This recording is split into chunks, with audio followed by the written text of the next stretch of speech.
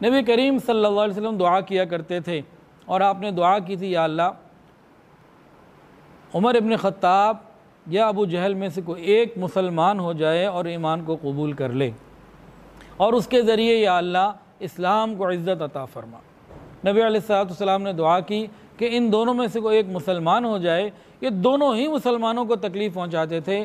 حضرت عمر فاروق رضی اللہ عنہ کی ایک باندی تھی لبینہ، اس نے کلمہ پڑھ لیا، ان کے خاندان کی باندی تھی، انہوں نے اس باندی کے اوپر بے شمار ظلم اور سختیاں اور تکلیفیں دیں، اور ابو جہل تو اس کام میں بہت ہی آگے تھا، ایک سے بڑھ کر ایک تکلیفیں مسلمانوں کی دیں۔ لیکن ایک بہت عجیب بات ہے، اتنی تکلیفیں کہ اگر پہاڑ کے اوپر پڑتی پہاڑ ریزہ ریزہ ہو جاتا، لیکن کوئی مسلمان واپس نہیں ہوا۔ ایمان اندر آ گیا، وہ واپس نہیں ہوا، ایمان کے اتنی اندر اتر چکا تھا۔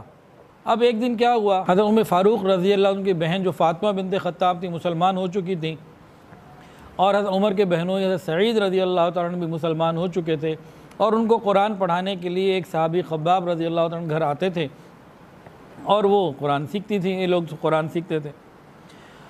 اللہ کی شان، حضرت عمر فاروق رضی اللہ تعالیٰ عنہ جو مسلمانوں کو تکلیف دینے میں بہت آگے بڑھے ہوئے تھے، ایک دن تلوار ہاتھ میں لی اور سوچا کہ بس نعوذ باللہ آج تو میں نے اس مسئلے کا حل ہی کر دینا ہے، مسئلے کو مکمل ختم کر دینا ہے، اور ان کا ارادہ یہ تھا کہ نعوذ باللہ نبی کریم صلی اللہ علیہ وسلم کو شہید کر دیں۔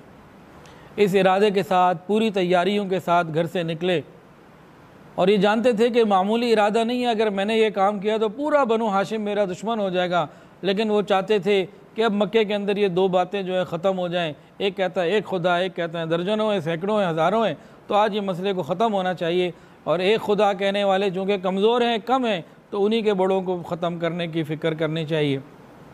خیر وہ اتنے برے ارادے کے ساتھ نکلے، لیکن پیچھے نبی علیہ السلام کی دعائیں چل رہی تھیں۔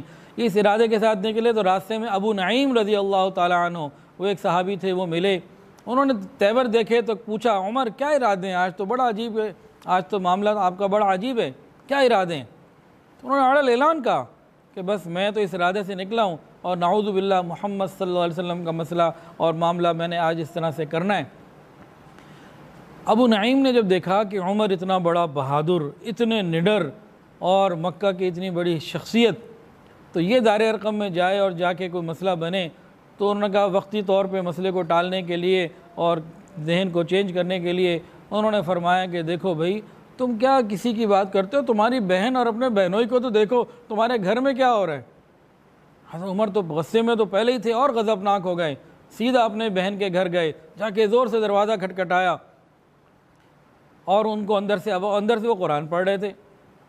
ان کی بہن فاطمہ ابن خطاب رضی اللہ تعالیٰ عنہ، ان کے بہنوئی حضرت سعید، اور وہ ایک صحابی سے پڑھ رہے تھے۔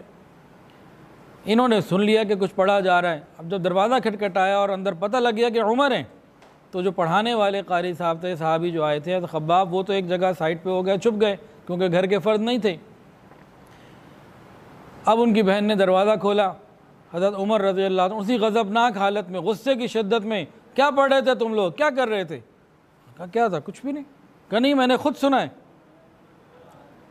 حضرت عمر فاروق رضی اللہ تعالیٰ عنہ نے سختی کی اور اپنی بہنوئی کو مارنے لگے، تو جیسے ہی مارنے لگے تو بہن بچانے کے لیے آگے آئی، انہوں نے بہن کو بھی مارا، زور سے مارا، وہ گری، نیچے خون نکلا، اور بہن بھی تو عمر ابن خطاب کی تھی، کہنے لگی عمر جس ماں کا دودھ تو نے پیا اسی ماں کا دودھ میں نے بھی پیا، تو میرے جسم سے جان تو نکال سکتا ہے، سینے سے ایمان نہیں نکال سکتا۔ بہن کا یہ جرت مندانہ خطاب اور بات کہ عمر جس ماں کا دودھ تو نے پیا ہے میں بھی اسی ماں کی بیٹی ہوں، کیا کر لے گا تو؟ حضرت عمر فاروق رضی اللہ تعالیٰ عنہ نے جب دیکھا، اور چوٹ کو بھی دیکھا، تکلیف کو بھی دیکھا، اس خطاب کو بھی دیکھا، پیچھے سے وہ دعا کارگر ہو رہی تھی، قبولیت کے فیصلے آ رہے تھے آسمانوں سے، پوچھا کیا پڑھ رہے ہو تم؟ کہا تم تو ناپاک ہو، غسل کر کے آؤ۔ بہرحال انہوں نے قرآن مجید سنایا، سورہ طٰہٰ، طٰہٰ ما انزلنا علیک القرآن لتشقیٰ، یہ پڑھتے پڑھتے یہاں پہنچے، اننی انا اللہ لا الہ الا انا فاعبدنی۔ حضرت عمر فاروق رضی اللہ عنہ کے دل کی کیفیت بدل گئی، اور کہنے لگے کہ مجھے حضور پاک صلی اللہ علیہ وسلم کے پاس لے چلو۔ وہ صحابی جو پیچھے چھپے ہوئے تھے وہ باہر آئے، کہا عمر مبارک ہو، نبی علیہ السلام نے تمہارے لیے دعا کی تھی، لگتا ہے وہ دعا قبول ہو گئی۔ حضرت عمر فاروق رضی اللہ تعالیٰ عنہ اسی حالت میں ہیں، تلوار آپ کے پاس تھی، تلوار بھی آپ کے ساتھ ہے۔ اب یہ دار ارقم پہ پہنچے، دار ارقم پہ پہنچ کے دروازہ نوک کیا، اندر سے کسی نے دیکھا کہ عمر ہیں، ہاتھ تلوار میں ہے، لیکن کیفیت ذرا بدلی ہوئی ہے۔ نبی علیہ السلام کو عرض کیا کہ عمر ہیں، ہاتھ میں تلوار ہے۔ حضرت حمزہ وہاں موجود تھے، کہنے لگے آنے دو اندر، اگر نیک نیت اور نیک ارادہ ہے تو مرحبا، اور اگر کسی برے ارادے سے آیا ہے تو اسی کی تلوار ہوگی اور اسی کا سر ہوگا، آنے دو۔ حضرت عمر فاروق رضی اللہ تعالیٰ عنہ اندر تشریف لاتے ہیں۔ نبی علیہ السلام نے کہا عمر، کیا اسلام کے لیے، حق کے لیے تیرا دل نرم نہیں ہوا؟ نبی علیہ السلام کے قدموں پہ بیٹھ گئے، کہنے لگے یا رسول اللہ، میں گواہی دیتا ہوں اشہد ان لا الہ الا اللہ و اشہد انک عبدہ و رسولہ، کہ اللہ وحدہ لا شریک ہے اور آپ اس کے بندے اور رسول ہیں۔ عمر تو آپ کی غلامی کے لیے آیا ہے۔ نبی علیہ السلام کو اور صحابہ کو اتنی خوشی ہوئی، اللہ اکبر کا نعرہ بلند کیا، دور دور تک آواز گونج گئی، بلکہ بعض کتابوں میں تو یہ لکھا ہے کہ آسمان پر فرشتوں کو بھی خوشی ہوئی اور وہاں بھی اللہ اکبر کے نعرہ لگا اور آواز تکبیر کی آواز بلند ہوئی۔ حضرت عمر فاروق رضی اللہ تعالیٰ عنہ کا ایمان، یہ ایمان والوں کے لیے بڑی نعمت تھی۔ نبی علیہ السلام نے جو دعا کی تھی کہ دونوں عمر میں سے ایک کو ایمان عطا فرما اور اس کے ذریعے اسلام کو عزت عطا فرما، اللہ رب العزت کی طرف سے بھی معاملہ ایسے ہی ہوا کہ رسول اللہ صلی اللہ علیہ وسلم کی مانگی گئی دعا ایسی قبول ہوئی۔ آج 1441 سال کے بعد بھی کوئی عمر فاروق رضی اللہ تعالیٰ عنہ کے واقعات کو پڑھتا یا سنتا ہے اور ان کے خلافت کے واقعات کو جب پڑھتا ہے یا سنتا ہے تو اس کو یہ بات پورے اچھے طریقے سے سمجھ آ جاتی ہے کہ نبی علیہ السلام کی دعا کیسے قبول ہوئی۔ تو اللہ رب العزت تو اتنے مہربان ہیں، نبی علیہ السلام کی دعاؤں کو قبول کیا اور عمر فاروق رضی اللہ تعالیٰ عنہ کو ایمان بھی عطا فرمایا اور ان کے ذریعے اسلام کو عزت بھی عطا فرمائی۔ حضرت عبداللہ ابن مسعود رضی اللہ عنہ گواہی دیتے ہیں کہ جب عمر اسلام لائے ہم مسلمانوں کو عزت اور قوت حاصل ہو گئی۔ حضرت عمر فاروق رضی اللہ عنہ کے ایمان کی کیفیت ایک یہ بھی لکھی ہے، ایک بات اور بھی لکھی ہوئی ہے کہ چھپ چھپ کے کبھی کبھی قرآن بھی سنا کرتے تھے۔ ایک مرتبہ حضرت عمر فاروق رضی اللہ تعالیٰ عنہ رات کے وقت میں بیت اللہ شریف میں گئے، نبی علیہ السلام سورہ حاقہ کی تلاوت کر رہے تھے، یہ قرآن سنتے رہے، الحاقۃ ما الحاقہ وما ادراک ما الحاقہ، یہ قرآن سنتے رہے۔ ان کے دل کے اندر یہ خیال پیدا ہوا کہ یہ تو کسی شاعر کا کلام ہے، کیا ہی شاعرانہ طرز ہے، یہ کسی شاعر کا کلام ہے۔ ان کے دل میں یہ بات پیدا ہوئی، ادھر نبی علیہ السلام تلاوت کرتے کرتے پہنچے، انہ لقول رسول کریم وما هو بقول شاعر قلیلا ما تؤمنون، کہ یہ کسی شاعر کا کلام نہیں لیکن تم بہت کم ایمان رکھنے والے ہو۔ تو فوراً ہی دل میں خیال آیا کہ اچھا ان کو تو میرے دل کی بھی خبر ہو گئی، یہ مطلب شاعر نہیں کاہن ہے۔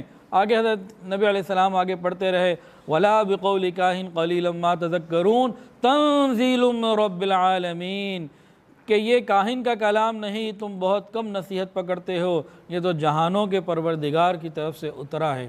یہ بات اور یہ واقعے کے بعد حضرت عمر فاروق رضی اللہ تعالیٰ کے اندر اسلام کی کیفیت پیدا ہو گئی اور حق کو قبول کرنے کی استعداد اللہ رب العزت نے رکھ دی۔ پھر آگے یہ واقعہ ان کے ایمان کا پیدا ہوا۔ اب جیسے ہی وہ ایمان کو قبول کر لیا، نبی علیہ السلام سے عرض کیا انہوں نے، یا رسول اللہ کیا ہم حق پر نہیں ہیں؟ نبی علیہ السلام نے فرمایا ہم حق پر ہیں۔ کیا کافر باطل نہیں ہے، غلط نہیں ہے؟ کہ ہاں بالکل وہ باطل ہیں اور غلط ہیں۔ پھر کہنا کہ ہم کیوں چھپ کر عبادت کرتے ہیں، کیوں چھپ کر نماز پڑھتے ہیں؟ آج کے بعد ہم علی الاعلان عبادت کریں گے۔ نبی علیہ السلام سے انہوں نے اجازت مانگی اور اس کے بعد مسلمان جتنے بھی اس وقت مرد تھے دار ارقم سے اس دن یا اس کے بعد کسی اگلے دن یہ سارے کے سارے باہر نکلے۔ ایک صف میں حضرت حمزہ رضی اللہ تعالیٰ عنہ ہیں، ایک طرف حضرت عمر فاروق رضی اللہ تعالیٰ عنہ ہیں۔ جب یہ لوگ علی الاعلان گئے بیت اللہ شریف میں، جا کے علی الاعلان انہوں نے عبادت کی اور لوگوں کو معلوم ہو گیا کہ حمزہ بھی مسلمان ہو گئے، عمر بھی مسلمان ہو گئے۔ کسی کافر کے اندر یہ جرت نہیں ہوئی کہ آگے بڑھ کر کسی مسلمان کو ہاتھ بھی لگا سکے، اور مسلمانوں نے علی الاعلان بیت اللہ شریف میں پہلی مرتبہ حضرت عمر فاروق رضی اللہ تعالیٰ عنہ کے ایمان قبول کرنے کے بعد عبادت کی۔ جس کی بنا پر نبی کریم صلی اللہ علیہ وسلم نے ان کو فاروق کا لقب عطا فرمایا کہ حق اور باطل کے درمیان فرق کرنے والا۔ تو سیدنا عمر فاروق رضی اللہ تعالیٰ عنہ کو یہ لقب اس بنیاد کے اوپر ملا۔ حضرت عمر فاروق رضی اللہ تعالیٰ عنہ کی شان کچھ ایسی عجیب ہے کہ جب ان کے واقعات پڑھے سنے جاتے ہیں تو ایمان کے اندر اضافہ ہو جاتا ہے۔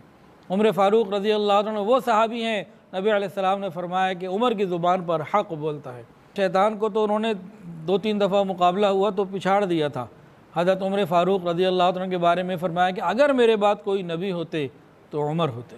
نبی کریم صلی اللہ علیہ وسلم آخری نبی ہے، خاتم النبیین ہے، آپ کے بعد کوئی نبی نہیں، جو نبوت کا دعویٰ کرے جھوٹا ہے، دجال ہے، کاذب ہے۔ حضرت عمر فاروق رضی اللہ عنہ کے ایمان کے بعد اور حضرت حمزہ رضی اللہ عنہ کے ایمان کے بعد ایک یہ فرق آیا کہ مسلمانوں کو تو جو غریب تھے، کمزور تھے، کافر، انہیں تو تکلیفیں دیتے رہے، لیکن حضور پاک صلی اللہ علیہ وسلم پر ہاتھ ڈالنا، ڈائریکٹ آپ کی ذات کو تکلیف دینا، اس سے وہ ڈر گئے، ذرا رک گئے کہ یہ اب بہت مشکل کام ہوتا چلا جا رہا ہے۔ ویڈیو کے نیچے سبسکرائب کے بٹن پہ کلک کریں، بیل کے آئیکن پہ کلک کیجئے تاکہ ہر نئی ویڈیو کی نوٹیفیکیشن آپ کو مل جائے۔ ہمارے چینل اسلامک آفیشیل کو سبسکرائب کریں اور ویڈیو کو زیادہ سے زیادہ شیئر کریں۔ جزاک اللہ۔